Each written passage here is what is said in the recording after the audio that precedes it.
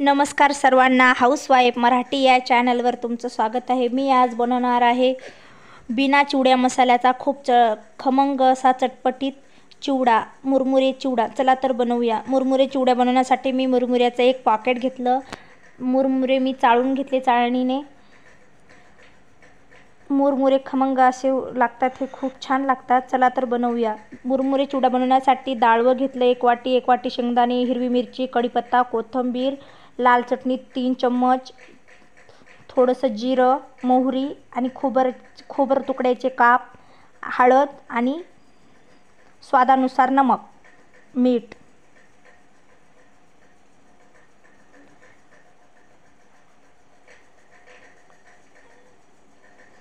तेल ठेवलं तापण्यासाठी। मी आता मक्का पापडी तळून घेणार आहे। तेल चांगलं तापू द्यायचं। तेल तापल्यानंतर त्याच्यामध्ये मक्का पापडी टाकायची। मक्का पापडी मस्त भाजायची।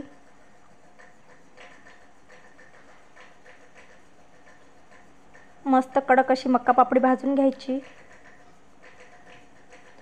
चिवड्यामध्ये मुरमुऱ्यामध्ये टाकून घ्यायचं तळलेली मक्का।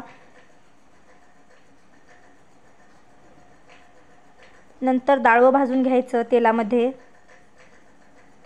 डाळवं व्यवस्थित भाजून घ्यायचं। डाळवं भाजलं की टाकायचं मुरमुऱ्यामध्ये।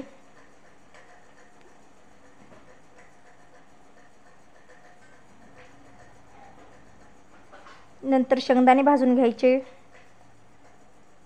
शेंगदाणे मस्त खमंग असे भाजून घ्यायचे।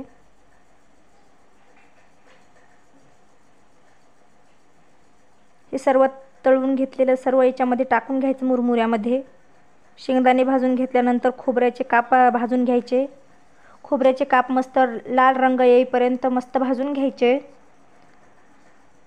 कमी गॅसवरती भाजायचे, नाहीतर खोबरं करपून जाईल। नंतर कढीपत्ता भाजून घ्यायचा।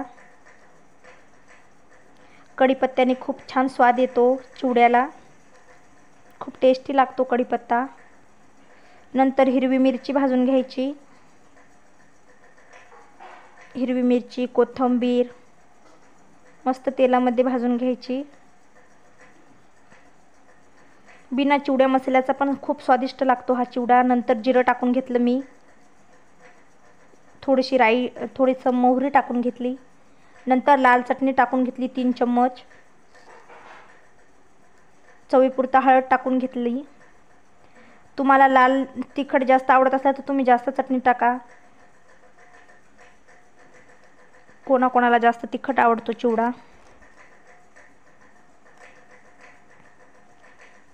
याच्यामध्ये सर्व मिक्स करून घ्यायचं। आता हे मुरमुऱ्यामध्ये आपण तळलेलं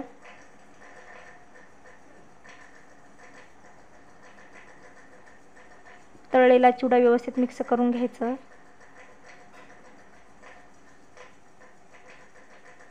व्यवस्थित मिक्स करून घ्यायचं। सर्व साहित्य व्यवस्थित मिक्स झालं पाहिजे असं आपण मिसळून घ्यायचं।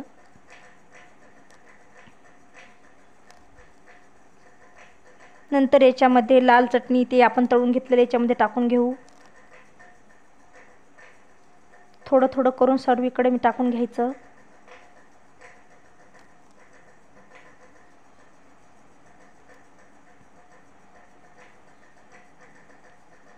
व्यवस्थित तेल व्यवस्थित मिक्स करून घ्यायची। लाल चटणी ही पूर्ण बाजूने व्यवस्थित मिक्स